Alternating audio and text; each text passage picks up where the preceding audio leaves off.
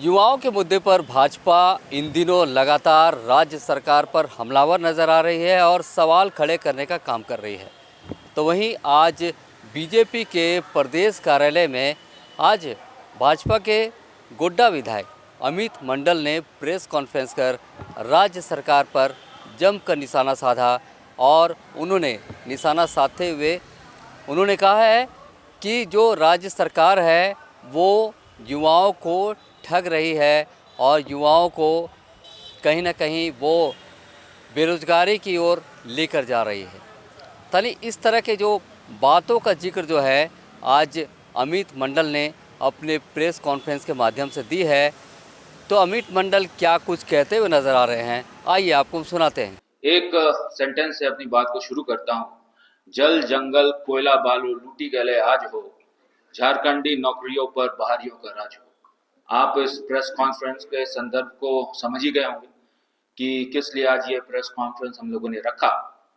और JMM party के पास सरकार की नीयत ऐसी हो गई है कि किसी के समझ के परे है। सरकार एक ऐसा खतियानी नीति बना रही है जिससे सारी बाहरियों को नौकरी देने का रास्ता खोल रही है। अब पता नहीं किस प्रकार की ये स्थानीय नीति सरकार खतियानी नीति बना रही है कि एक तरफ से नौकरियां घुसाए और दूसरी तरफ से बाहरियों का एंट्रेंस चालू। यही इस सरकार में देखा जा रहा है और हालिया दिनों में जो नियुक्तियां हुई है उसके आधार पर तो हम लोग यही कह सकते हैं। मेरे पास प्रेस की कटिंग है जो मैंने फेसबुक के माध्यम से उठाया है, जो 2019 का है। और 2019 में मैं हेमंत जी का एक स्टेटमेंट पढ़ रहा था और हेमंत जी का स्टेटमेंट आया था कि 3rd 4th ग्रेड की नौकरियों में स्थानीय को हम लोग यहाँ पर नियुक्ति देंगे। ये हेमंत सोरेन जी का उस समय का कटिंग है जब वो चुनाव में जा रहे थे और चुनावी एजेंडा उन्होंने बनाया था स्थानीयता को लेकर कि हम लोग स्थानीय को प्राथमिकता देंगे और 3rd 4th ग्रेड एम्प्लॉयमेंट में स्थानीय को ही नौकरी मिलेगी। ये हेमंत सोरेन जी का ही स्टेटमेंट था जो मैं आपके समक्ष रख रहा हूँ। कालांतर में आपको भी पता है कि युवा इस बात से सरकार की इस झूठी वादे से प्रभावित हुए और कोई ये सख्त सुविधा नहीं है इसमें मुझे बोलने में कि उसके बाद जेएमएम की सरकार इस मुद्दे पर बनी थी। लेकिन आज की डेट में जेएमएम की सरकार उलट इसके तमाम नियुक्तियां निकाल रही है, तमाम नियोजन नीति बना रही है। मुझे याद है कि 60-40 का जब आंदोलन हुआ था तो 60-40 के आंदोलन में हेमंत सोरेन जी जब मुख्यमंत्री थे तो उन्होंने सदन के अंदर कहा था कि झारखंड में किसी बाहरी व्यक्ति को नहीं मिलेगी नौकरी। 60-40 को लेकर जब हम लोगों ने सरकार से जवाब मांगा था, ये तो ओपन फोरम में है, पब्लिक फोरम में है और विधानसभा के पटल में भी चीजें रिकॉर्डेड है।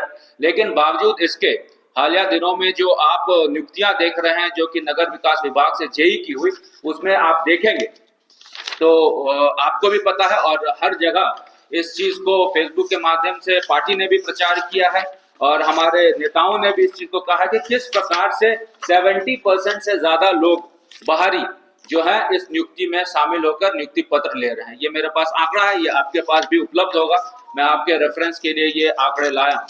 उदाहरण के तौर पर मैं आपको बता देता हूँ कि कहां से बाहरी लोग इस नौकरी के पार्टिसिपेट करके नियुक्तियां लिए हैं।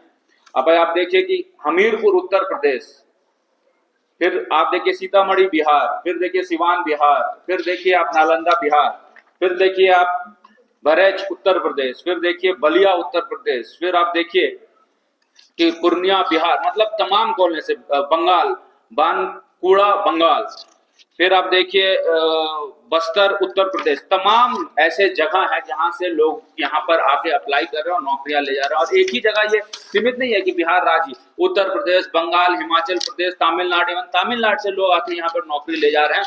और 1-2 की बात होती तो हम लोगों को समझ में आता है, 70% एंड अबव अगर सरकारी नौकरियां बाहरी ले जाएंगे तो किस प्रकार से हम सरकार की जो वादा उन्होंने किया था कि स्थानीयता को हम प्राथमिकता देंगे उस पर वो अमल कर रही है, सोचने का विषय है।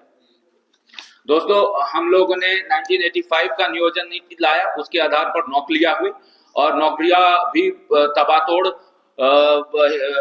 तो युवाओं के मुद्दे पर जिस तरह से भाजपा के विधायक अमित मंडल ने प्रेस कॉन्फ्रेंस कर राज्य सरकार पर सवाल खड़े करने की कोशिश की है और उन्होंने इस तरह से कहा है कि कहीं ना कहीं ये सरकार युवाओं के साथ छल कर रही है और युवाओं को ठगने का काम कर रही है। हालांकि उन्हें जेपीएससी और जेएसएससी का मुद्दा भी उठाया और सरकार को सवालों के घेरे में खड़ा करने का काम किया। इसी तरह की तमाम खबरों से बने रहिए और देखते रहिए दर्श न्यूज। रांची से मैं मोहन कुमार।